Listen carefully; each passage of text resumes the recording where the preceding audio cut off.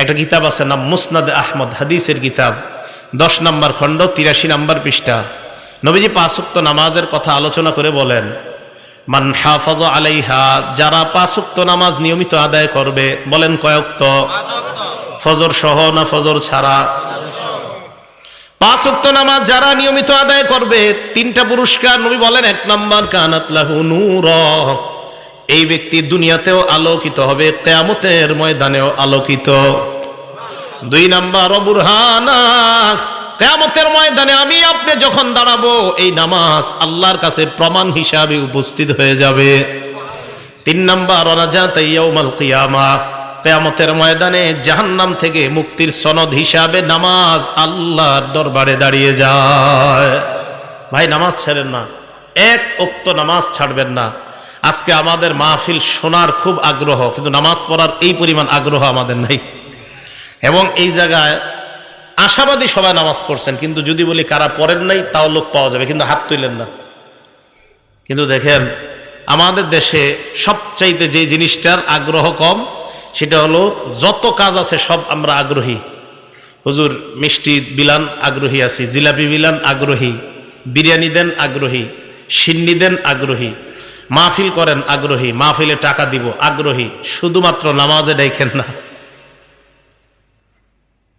আল্লাহ আমাদের সকলকে নিয়মিত নামাজ পড়ার তৌফিক দান করেন। পানি দিও। তাহলে যে ব্যক্তি নামাজ আদায় করবে, ওই ব্যক্তির জন্য নামাজ জাহান্নাম থেকে মুক্তির সনদ হয়ে যাবে। আল্লাহ আমাদের সকলকে নামাজ পড়ার তৌফিক দান করেন। 3 নম্বর, নামাজের উপকারিতা। এই কথাটা ভালোভাবে শোনেন। হাদিসের কিতাবের নাম সহিহুল জামে, হাদিস নাম্বার 2573 নম্বর হাদিস।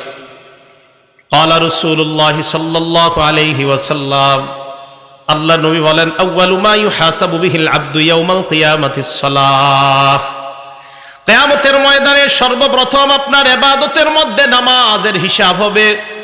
আল্লাহ নবী বলেন, ফাইন সলাহাত, নামাজ যদি আপনার সঠিক হয়, সলাহা সাইরু আমালি, অন্যান্য আমলগুলা সঠিক।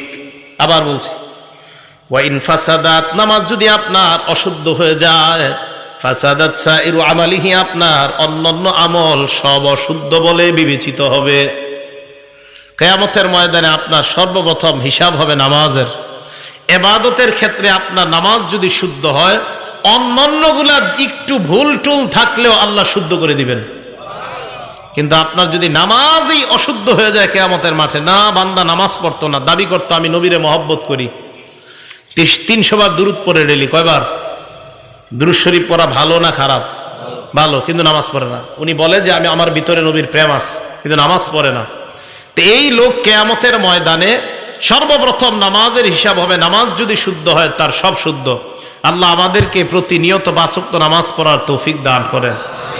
নামাজ পড়বে নিয়মিত 5 ওয়াক্ত, আল্লাহ নিজ জিম্মায় তাকে জান্নাতে প্রবেশ করাবেন।